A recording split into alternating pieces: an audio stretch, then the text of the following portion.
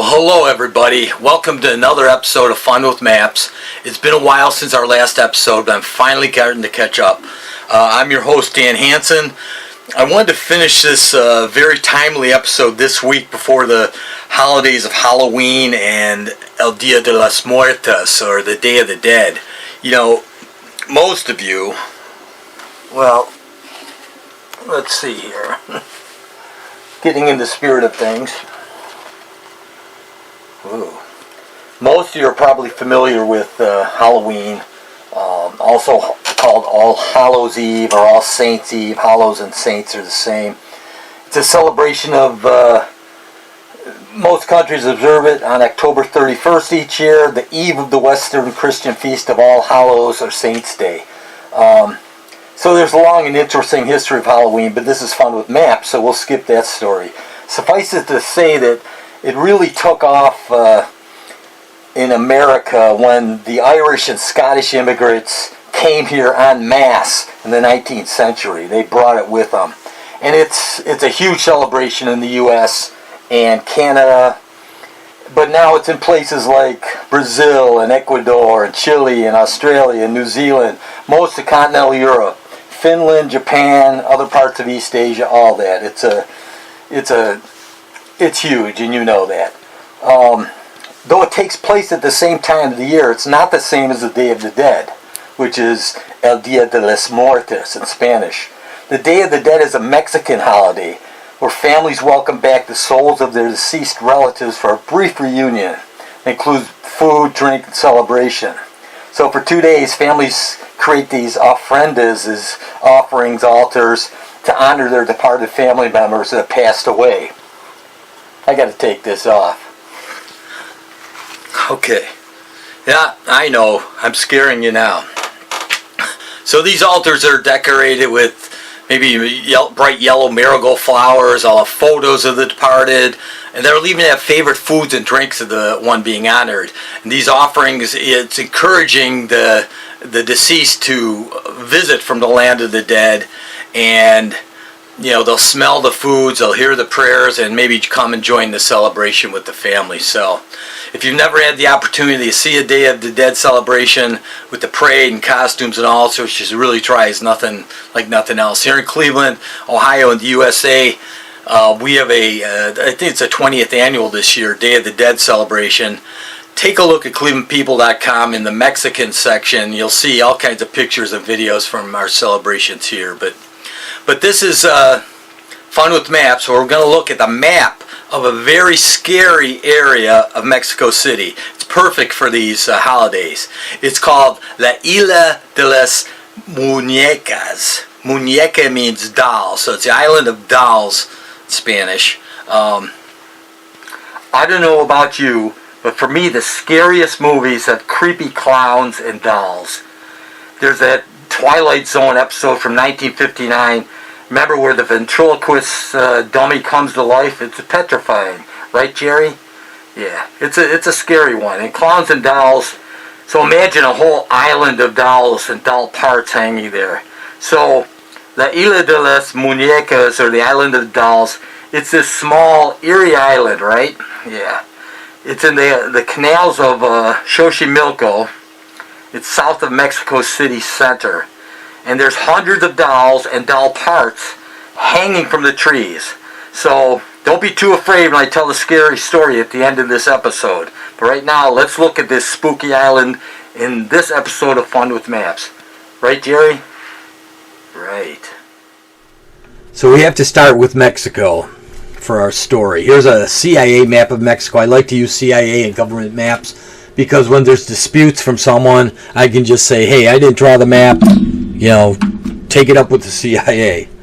Okay, so here's Mexico. Bordered on the north by the United States. Here's the Gulf of Mexico. Here's the Pacific Ocean, North Pacific. And the south here we've got Guatemala and Belize, which I'm old enough to remember until 1981 we called it British Honduras. So here's the borders of Mexico. Here's Mexico. There are 32 federal entities here in Mexico. There's 31 states, okay, and then Mexico City, which it's the capital, it's a separate entity, it's not formally a state. And then the states are further divided into municipalities. So you may recognize Chihuahua, the largest, or Durango. Guadalajara is down here in Jalisco. Puebla we hear about every Cinco de Mayo. It's Veracruz. Here's the Yucatan Peninsula. You know, a lot of familiar names here. That's Mexico, but we want to first zoom in on Mexico City here. It's divided into boroughs, alcaldías, a familiar term for them. It's like the other states' municipalities, but it's got different administrative powers. So the traditional center of Mexico City comprises these 4 boroughs. Okay? So I'm going to mess up the Spanish, but I'll try. It's Benito Juarez, Miguel Hidalgo, Venustiano Carranza, and Cuauhtémoc. I'm sure I messed that up, but sorry about that. They were established in 1970 out of the former circumscription of Mexico City. And it was the federal district, the Distrito Federal, until February 5th, 2016. They officially renamed it the Ciudad de Mexico. Ciudad, of course, city. And despite containing that word, ciudad, or city, it's not governed as a city, but in different ways, and those are all technicalities that we don't have to get into here. But the seats of the power of the Union and the capital of Mexico are here, so it's important. You can see the size here. Population, Iztapalapa here has the most.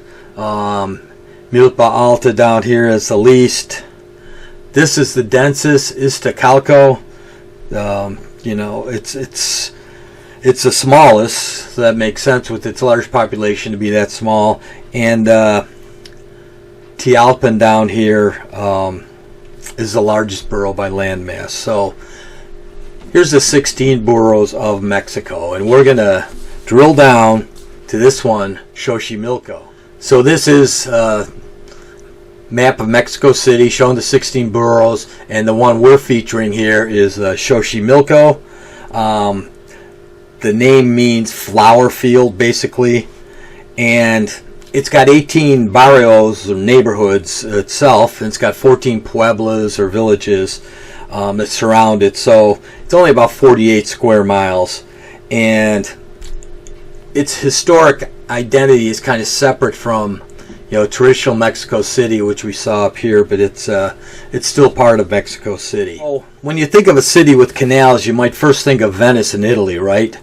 But Xochimilco is best known for its canals. You know, it's left from what was an extensive lake and canal system that connected most of the settlements of the Valley of Mexico. There's about 110 miles or so of the canals, and they have these artificial islands called chinampas, which we'll look at in a second.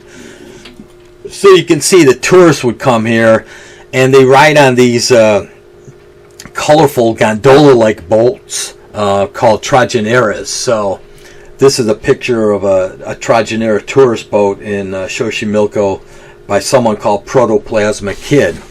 So looks like a lot of fun. But the combination of the Chinampa system and the canals has made Xochimilco a World Heritage Site. So this is a map of the Valley of Mexico, 1519, on the eve of the Spanish conquest. It's summed by Madman 2001, so thanks for that. Here's the island capital of the Aztecs here, Tenochtitlan. And you can see there were 5 lakes here. 1, 2, 3, 4, 5. And Lake Xochimilco, which we'll be looking at, you can see from the legend, it's a freshwater lake. Okay. Most of the borough's current land is this former lake bed. And there's also 2 natural rivers, Santiago and Tepapantla, along with the various canals and what's left of the lake. So here's an image of the Chinampas and canals in 1912. Okay, this system of waterways, it was their main transportation venue, especially for goods from the pre-Hispanic period until the 20th century. So In the pre-Hispanic period, parts of the shallow lakes were filled in to create these canals. So they created them themselves. And in the early colonial period, the interconnected lakes in the valley that we just saw, including Lake Xochimilco, were drained. And then over time in the 20th century, the lakes had shrunk, and you still have the canals in Xochimilco connecting to the center of Mexico City, but they've been pumping out water, and water tables have dropped, and there's all they're left are the ones at Xochimilco now. They're fed by freshwater springs, and they have to be artificially supplemented by treated water.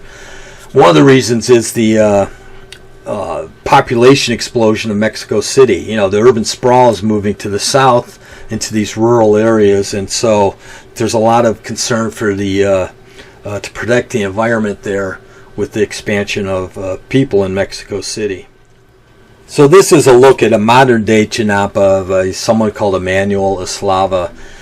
It's really a technique. Mesoamerican agriculture, they have these small rectangular areas of fertile land to grow their crops. And it's shallow lake beds here in the Valley of Mexico. And the word Chinampa means in the fence of reeds. So they build them up in the wetlands of a lake or a swamp, and for agriculture purposes.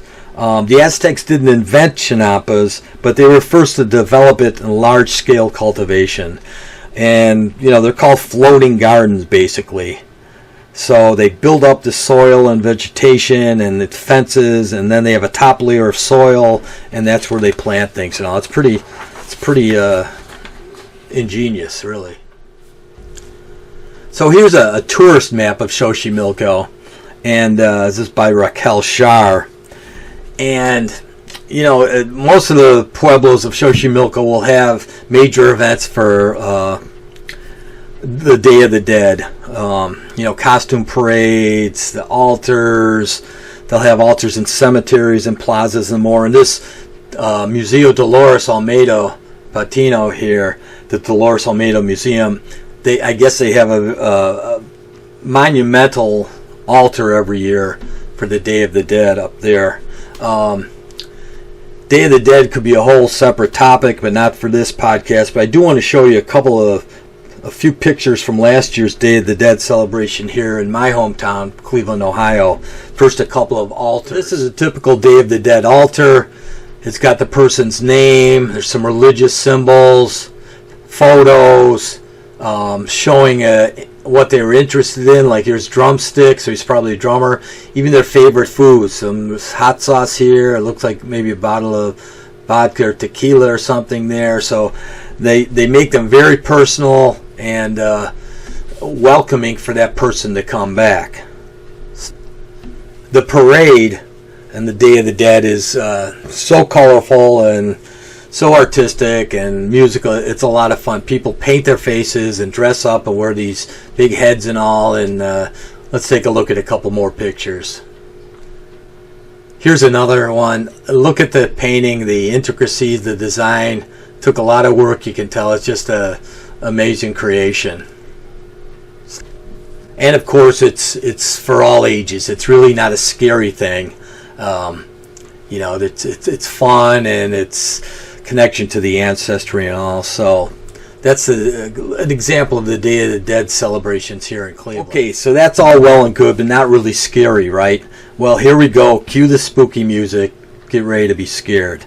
So if you go about an hour long in the canals from an Embarcadero, there's a island called Isla de las Muñecas, okay, or the Island of the Dolls, and it's the most famous Chinampa, the floating gardens, in all of Xochimilco.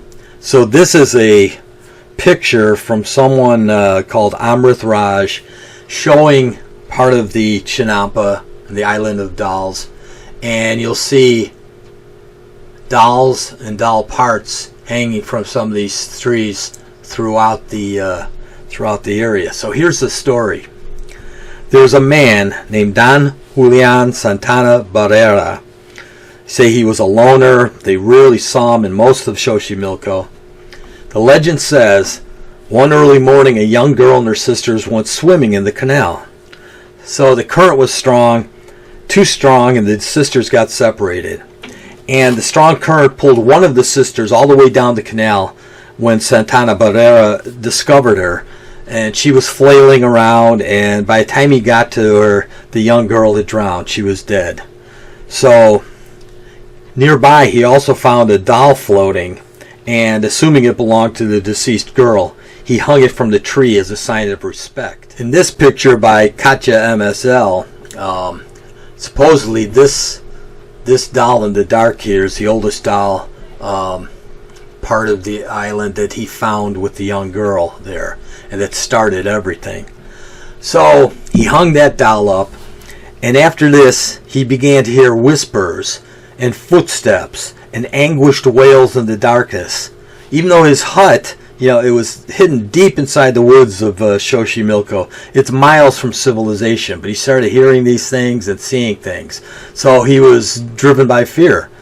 And for the next 50 years, he started hanging more and more dolls, some missing body parts, some just parts. He hung them all over the island in an attempt to appease what he believed to be the drowned girl's spirit. So this creepy photo by Esparta Palma is an example of what's hanging there in this eerie, creepy, scary island of dolls, muñecas. So Barrera himself died in 2001, and his nephew found him in the exact spot where he had purportedly found the girl's body 50 years before. So obviously this area became a popular tourist attraction, and what happens is visitors bring more dolls and they hang them up, so it just keeps growing and perpetuating.